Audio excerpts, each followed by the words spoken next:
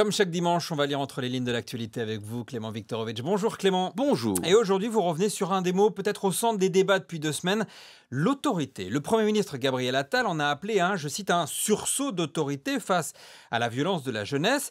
Et depuis, plusieurs villes ont instauré des couvre-feux pour les moins de 13 ans, le soir et la nuit. Ça se passe notamment à Béziers. Et dans un autre contexte, on sait qu'un couvre-feu a été mis en place en Guadeloupe. Pour vous, de telles idées pourraient se révéler contre-productive. Expliquez-nous.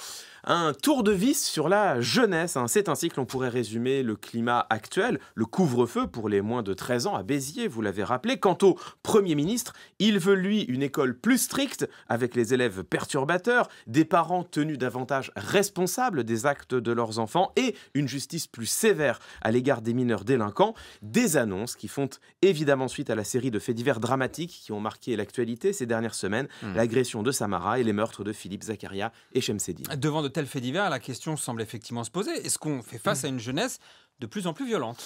Bon, c'est effectivement la question qui se pose, mais pour y répondre, il faut aller au-delà des faits divers, aussi dramatiques soient-ils, pour regarder les statistiques. Alors, s'agissant spécifiquement des homicides, on constate effectivement une légère hausse du nombre de victimes depuis 2016, de l'ordre de 3% par an, mais la part des mineurs parmi les coupables d'homicides, elle reste stable. Ce n'est donc pas un problème spécifique à la jeunesse. En revanche, dès lors que l'on regarde la délinquance des jeunes dans son ensemble, le tableau s'éclaircit. Le sociologue Christian Mouana, chercheur au CNRS, spécialiste de la justice, rappelait cette semaine dans le journal Le Monde que ces dernières années, on observe plutôt en fait une baisse notable du nombre de mineurs condamnés pour crimes et délits. Ces mots sont très clairs, je le cite, le discours consistant à fustiger des mineurs délinquants de plus en plus jeunes et de plus en plus violents n'est ni neuf, ni étayé par des résultats scientifiquement prouvés. Il n'y aurait donc pas une spécificité de la période actuelle?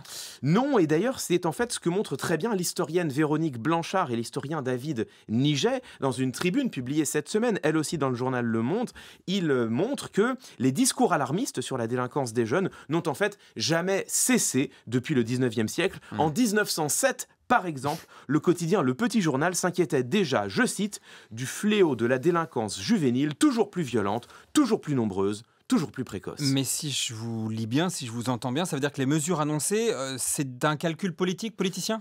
En tout cas, c'est la conclusion à laquelle aboutissent les chercheurs que je viens de citer. Le seul problème, c'est que ces calculs ne seront pas sans effet sur les enfants eux-mêmes. Revenons sur ce que le Premier ministre a annoncé pour la justice des mineurs. Il envisage notamment d'atténuer l'excuse de minorité. Les adolescents ayant entre 16 et 18 ans pourront donc être jugés plus souvent comme des majeurs. Ils seraient envoyés en détention plus facilement et pour des durées plus longues. En octobre dernier, la direction de la protection judiciaire de la jeunesse, un organe officiel du ministère de la Justice, a pourtant rendu un rapport sur l'emprisonnement des mineurs.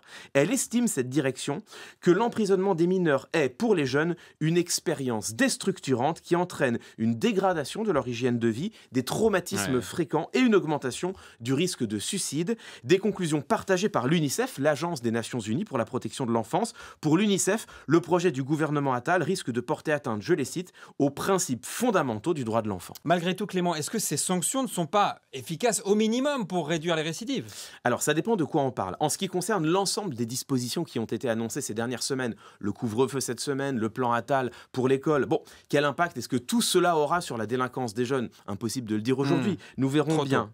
En revanche, en ce qui concerne l'enfermement des mineurs, ce dont nous parlions à l'instant, figurez-vous que le journaliste Richard Mendel a publié en décembre 2022 une synthèse importante de la recherche anglophone sur ce sujet. Il dresse le même constat qu'en France. L'incarcération des jeunes, je le cite, nuit à leur santé physique et mentale, entrave leur réussite scolaire et professionnelle, les expose souvent à des abus. Mais au-delà, il s'est précisément intéressé à la question de la récidive des mineurs incarcérés. Il cite quantité d'études qui convergent dans le même sens. Quand on allonge les peines de prison des adolescents, on augmente le risque qu'ils récidivent. La réforme souhaitée ici par le gouvernement pour répondre à cet accroissement de la violence des jeunes, dont il n'est pas établi que ce soit une réalité, cette réforme pourrait donc bien avoir pour conséquence l'effet inverse de l'effet recherché, accroître au contraire la violence des jeunes. Et c'est votre regard sur l'actualité. Clément Viktorovitch, entre les lignes, comme chaque semaine.